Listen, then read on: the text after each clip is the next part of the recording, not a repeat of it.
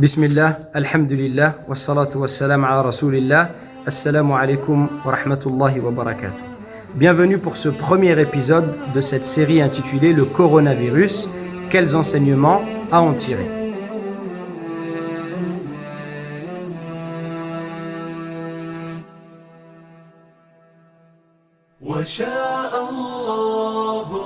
Comme moi, vous avez dû sûrement recevoir beaucoup de textos, de messages des différentes instances religieuses à travers le monde. Le comité des grands savants en Arabie Saoudite, l'Union internationale des savants musulmans, en France, le CFCM, le Conseil théologique des imams du Rhône, etc., etc. Et j'aimerais attirer votre attention sur un point.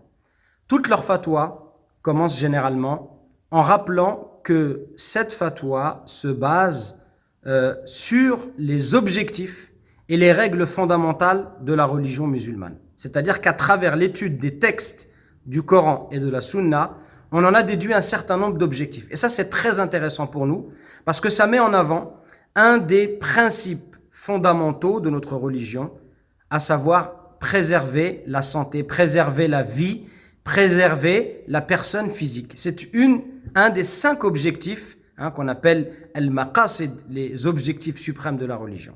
Donc notre religion, parmi ces objectifs, c'est de préserver la santé des êtres humains.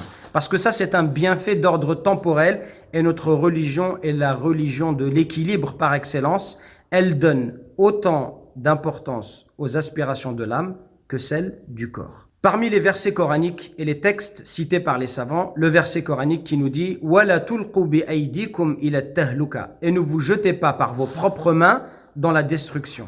Un hadith également très clair qui nous dit « La darara wa la dirar » pas de tort causé, ni de tort engendré. On sait également que le prophète sallallahu alayhi wa sallam a interdit à celui qui a mangé de l'ail et de l'oignon cru de venir prier à la mosquée. Pour quelle raison ?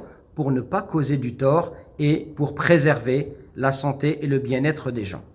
Ce qui est intéressant quand on regarde ces fatwas, c'est qu'on comprend et on appréhende mieux la beauté de l'islam. Parce que notre religion est une belle religion. On voit que l'islam a cette capacité d'adaptation incroyable. Et ça montre que l'islam est une religion, la religion de la souplesse et de la facilité. D'ailleurs, beaucoup de versets coraniques le précisent. وَمَا جَعَلَ عَلَيْكُمْ فِي الدِّينِ مِنْ حَرَجٍ.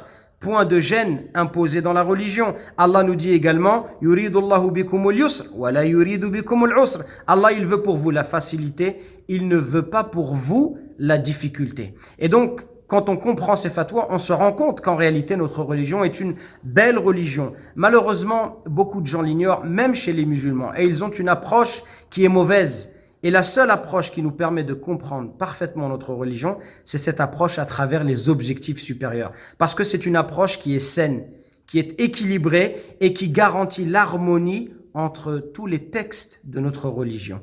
Malheureusement, aujourd'hui, beaucoup de gens, ils ont l'habitude, lorsqu'ils veulent comprendre quelque chose dans la religion, lorsqu'ils se posent une question, d'uniquement aborder la chose sous le prisme du halal haram. Est-ce que j'ai le droit? Est-ce que je n'ai pas le droit? Est-ce que je dois faire? Est-ce que je ne dois pas faire?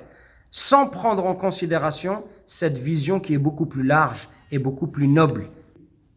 À plusieurs reprises, des messages de différents frères qui s'offusquaient, qui critiquaient de manière à peine voilée les responsables musulmans qui ont eu le courage et la sagesse de fermer la mosquée le jour du vendredi ainsi que pour les prières. En disant presque ces gens-là, ce sont des lâches, pourquoi telle mosquée ouvre, pourquoi telle mosquée ferme, sans critiquer qui que ce soit.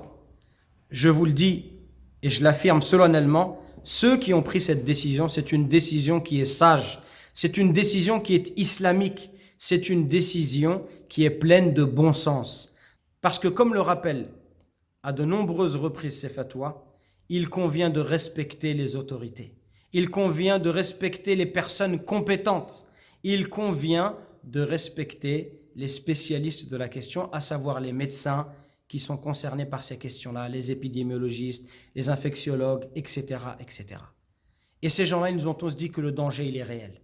Alors de prendre le courage, d'avoir le courage de fermer les mosquées, c'est une décision qui est islamique parce qu'on a vu que l'islam, par ses principes, veut nous protéger. Et qu'en aucun cas, Allah, il nous veut du mal. Et qu'en aucun cas, l'islam nous demande de prendre le risque d'attraper ce virus, qu'Allah nous en préserve tous, sous prétexte d'aller prier à la mosquée. L'islam, c'est la religion du bon sens. Donc encore une fois, merci à tous ces responsables qui ont eu ce courage, et il convient à chacun d'entre nous, avant de porter un jugement sur qui que ce soit, et en particulier sur les savants, les gens de science et les responsables de nos mosquées et de nos institutions, il convient, avant d'apprendre sa religion, et de ne pas se précipiter à porter un jugement, parce que le bon sens, l'islam, le Coran, la sunna, la sagesse, la raison et le bon sens nous invitent à prendre cette décision temporairement de prier chez nous. Barakallahu fikum. Je vous remercie pour votre attention et je vous invite